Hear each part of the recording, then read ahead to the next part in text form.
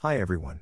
Welcome to Fingers, Fums and Fits, and in this episode of What's in the Box we will be looking at the Hyperion Expansion for Nova Aetas Renaissance.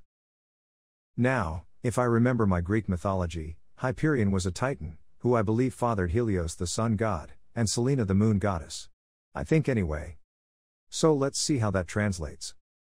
If it's anything like the artwork featured on the front of the box, well, I mean that is a pretty badass depiction of a titan. So let's take a look what's inside.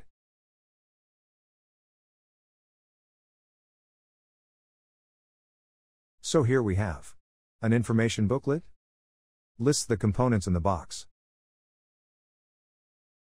But why is that upside down?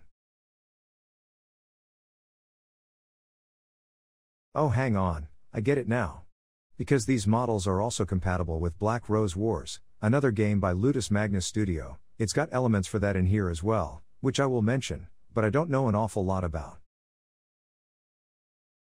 Whoops, that's part of the plot. Let's not look at that right now. So what else do we have here? Okay, we have some counters here, along with what are actually 3D trees, that you can pop out and put together. So that's quite nice. These, I believe, are components for Black Rose Wars. And these are the mission card envelopes. Now here, if I can show it without too much glare from the lights, is Hyperion's character card.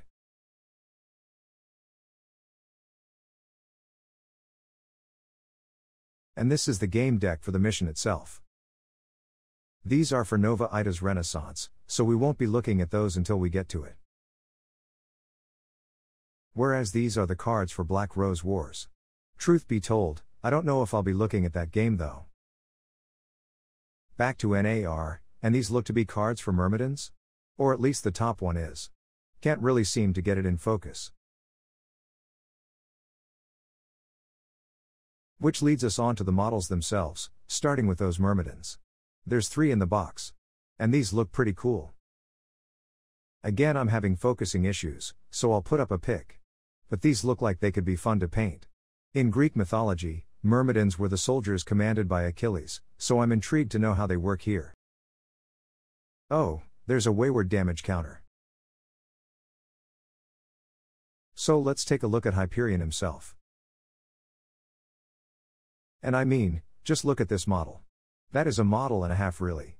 If you're looking for a model to represent a titan, that's the model for you. I mean, look at that. That is beautiful.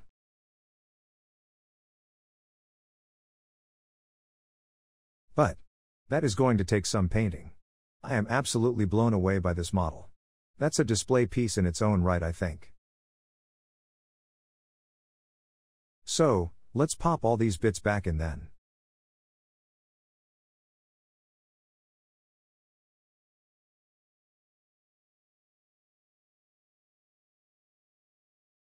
If I can remember how to fit them in.